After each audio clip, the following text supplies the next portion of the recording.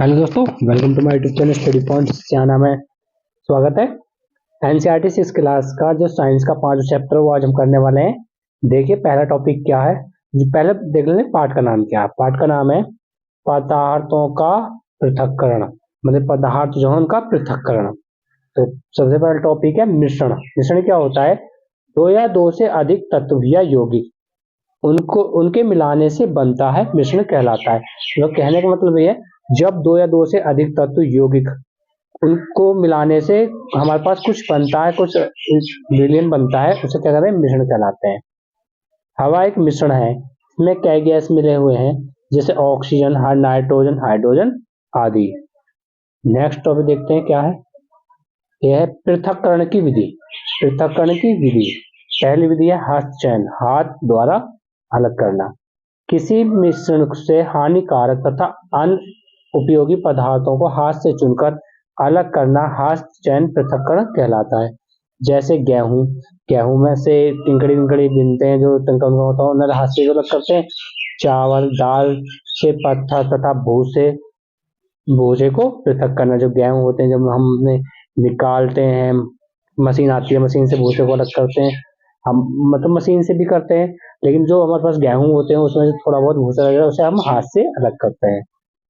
Next है threshing. Threshing क्या होता है? सूखे पौधों की डंडियों अनाज को पृथक करने को थ्रेसिंग कहते हैं।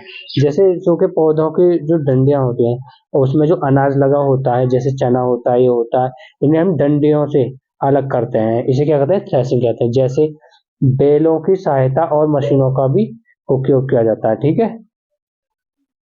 नेक्स्ट है निष्पावन विधि। सूखे पौधों की डंडियां अनाज को पृथक करने को थ्रेसिंग कहते हैं। आपने पढ़ लिया। निष्पावन पढ़ते हैं। पवन तथा वायु के झोंके द्वारा किसी मिश्रण को अवयव को पृथक करने की विधि निष्पावन कहलाती है। गांव वाले सभी जानते होंगे।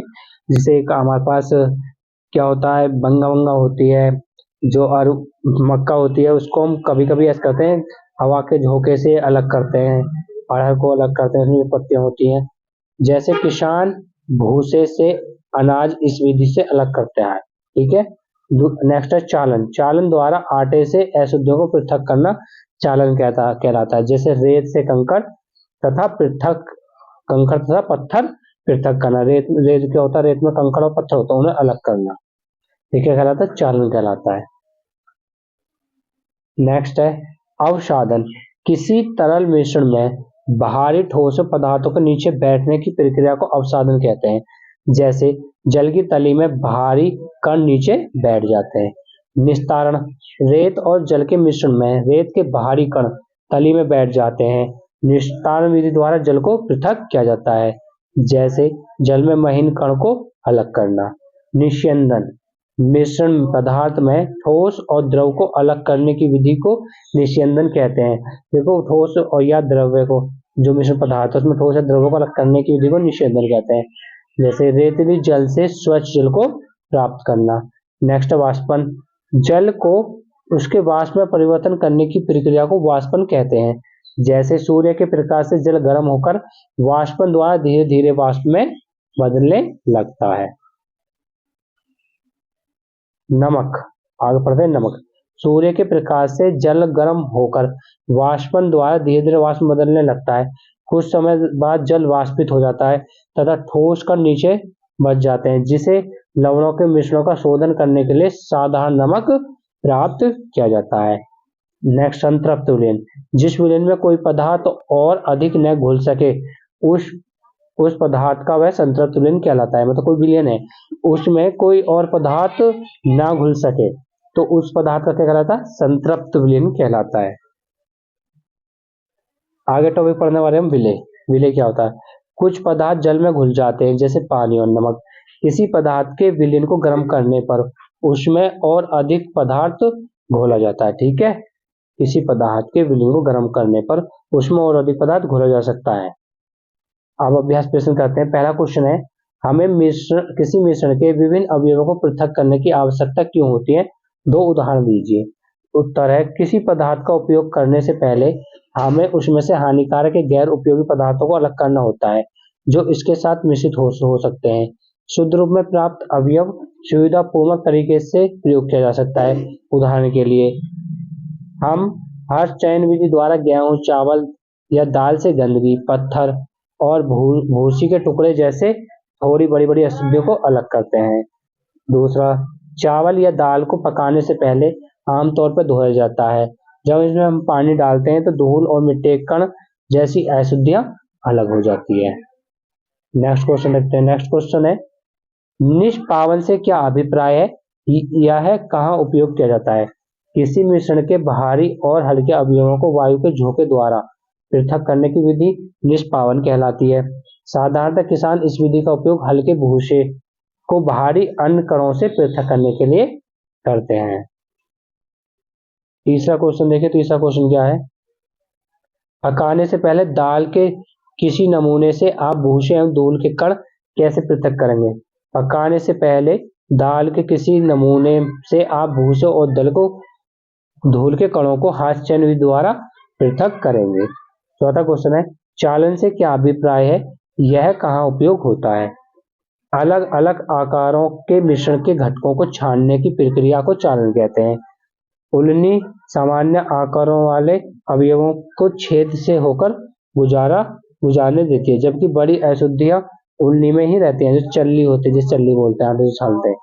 आटा मिलों में आटा से अनाज के टूटे कणों को अलग करने के लिए इस विधि का प्रयोग किया जाता है। इसका उपयोग निर्माण स्थलों पर रेत और सीमेंट के मिश्रण से छोटी गांठों को अलग करने के लिए भी किया जाता है। पांचवा क्वेश्चन है, रेत और मिश्रण से आप रेत और तथा जल को कैसे पृथक करेंगे? रेत और जल के मिश्रण से आप रेत और जल को कैसे अलग करेंगे, मतलब पृथक करेंगे?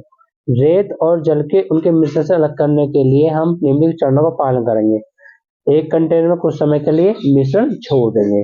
कंटेनर के तल पर रेत जमा हो जाता है, इसे अवसादन कहते हैं। पानी को धीरे धीरे से एक दूसरे कंटेनर में डालें, इसे निस्तारण कहते हैं। हम रेत के बारीक कणों को हटाने के लिए फिल्टर पेपर का उपयोग भी कर सकते हैं, जिसे निष्पदन कहते हैं, हाथेनी कहते हैं। ठीक है। नेक्स्ट क्वेश्चन है, छठा क्वेश्चन देखिए। आटे और चीनी के मिश्रण से क्या चीनी को पृथक करना संभव है? अगर हाँ तो आप कैसे करेंगे? आटे और चीनी के मिश्रण को पृथक करना संभव है। इसके लिए मिश्रण को बारीक छलनी में छानना होगा। आटा महीन होने के कारण इस छलनी प्रक्रिया से अलग हो जाएगा। चीनी के दाने मोटे होने के कारण छलनी में रह जाएंगे। फिर चीनी को अलग पात्र में रखा जा सकता है। सातवां क्वेश्चन देखिए, पंकिल जल किस नमूने से आप स्वच्छ जल कैसे प्राप्त करेंगे? पंकिल जल से साफ पानी प्राप्त करने के लिए निम्नलिखित चरणों की आवश्यकता होती है। एक कंटेनर में पंकिल जल डालकर कुछ समय के लिए छोड़ देते हैं। कुछ समय बाद कंटेनर के नीचे अशुद्धियां जमा हो जाती हैं। इस प्रक्रिया को अवसादन कहते हैं। पहले पलिया ऊपरी परत पर साफ पानी की है, जिसे दूसरे कंटेनर में डाल लेते हैं। इस प्रक्रिया को क्या कहते हैं? निस्तारण कहते हैं। महीन अशुद्धियों को दूर करने के लिए इसे फिल्टर पेपर की मदद से फिर से छान लेते हैं। इस प्रक्रिया को निष्पंदन कहते हैं। आठवां क्वेश्चन है, रिक्त स्थान की पूर्ति करनी है। धान को दानों को डंडों से पृथक करने की विधि क्या कहलाती है? आचयन कहलाती है। ठीक है। नेक्स्ट देखिए,